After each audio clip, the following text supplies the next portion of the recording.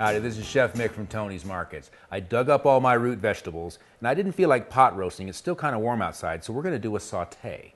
Start with olive oil, or you could use another oil. Olive oil is nice as long as the temperature doesn't get too high.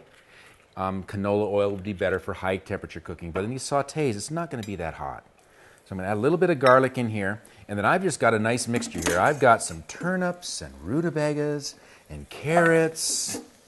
Anything you do is fine. Now, also, root vegetables and squashes, hard squashes, they cook pretty much the same. You could use those in here. It'd be fabulous. It'd be an excellent substitution. You might even like it more. I'm going to get all these in here with some nice sweet onions. And this is a pretty easy one. These things all just come together, and the secret to sautéing is going slow and letting things cook and brown slowly. Okay. Now, sautéing is really nice because it brings out more flavor. When you boil, you lose more of the flavor. Steaming, you lose a little bit less flavor. But sautéing, all the flavor stays in there and actually becomes part of the sauce. And you get a saucy, rich, roasty flavored sauce. So we're going to let this sauté, and this is probably going to end up cooking about 20 minutes. So no rush, medium to medium-high heat. We'll just let this go. All right, well, we've been cooking this for about 10 minutes or so, 15 minutes or so. Working nice. I went ahead and put a lid on here to help it to steam while it sautés. It won't brown as well with the lids on there, but I needed a little bit more cooking and a little bit less browning on the outside. So I'm going to go ahead and season. I'm going to give a little bit of sea salt, and then this roasted pork and poultry seasoning is amazing. It's great with root vegetables, great with any of these fall sorts of things. And if you don't, we have this at Tony's, obviously, but if you don't have this, I would say just a nice combination of herbs, maybe a little onion, dry onion and garlic, whatever you like will actually be just fine. So we got this going here, starting to have just a little bit of browning. I'm going to add a little juice to it. I've got a little orange juice today. We can kind of give it an orange note. Okay, so this is nice. It's going to, it kind of actually sweats because there's moisture in here, and I'm going to put the lid back on so it doesn't brown as much. We're going to let this cook for a little bit, and it's going to retain that orange flavor. It's going to be really, really nice. Give this another 10 minutes or so. We'll check it again. All right, we're almost done here. Another 10, 15 minutes has gone by, and I've cooked it. A little bit of browning. All that orange juice is absorbed and left the orange flavor behind. I'm going to put just a little bit more of that juice in here. And I'm going to add some tomatoes. Some cherry tomatoes or grape tomatoes would be nice. And I've got some whole wheat pasta. Optional, but delicious. It's nice because the pasta will pick up a little bit of that flavor. Okay.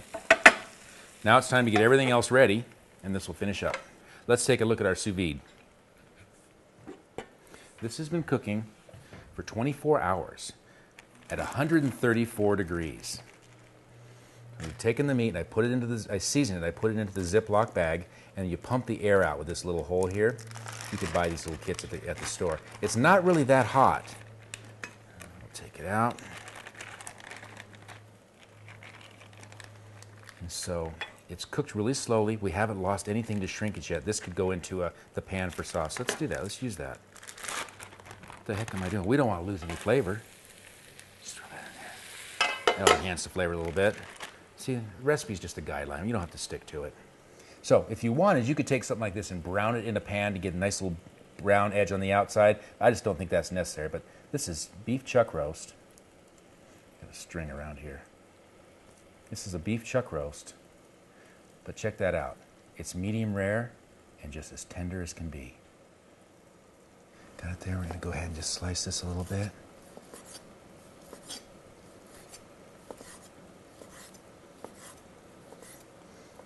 Okay. Now this would be outstanding with a little red wine sauce. If you're a fan of sauces, red wine sauce would be nice here. I think I've got enough flavor going on as it is. Now this had a chance to cook just a little bit more and absorb that. Now, just a little love at the end, just a couple of pats of butter, maybe a tablespoon and a half, 2 tablespoons of butter here. Now usually we'll hold off to the very end as much as possible with butter. And we're trying to keep the fats down, but butter is just an amazing flavor. So I'll hold that butter to the very last minute. And if the butter melts right at the end, you get the nice sweetness flavor of the butter, and you minimize how much fat you've used. But you've got all the flavor. Okay.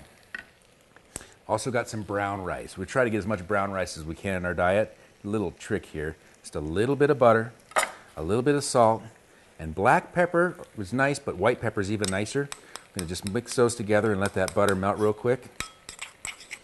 Okay.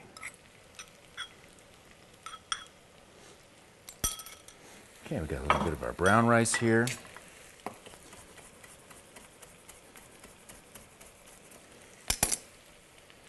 A little bit of parsley. Just for color, and parsley helps bring out some of the other flavors really nicely as well. A little bit of pasta here. We're nice, and lots of whole grain in here and lots of vegetable. Our roasted vegetables, or our sauteed vegetables here. And our sous vide beef, which is going to eat like butter. There we go. Very, very nice. All right, here we go. We have got a nice root vegetable saute, and you could also use hard squashes with this. Nice brown rice and sous vide beef that's going to eat like butter. You can get this recipe and all our recipes today at digincolorado.com.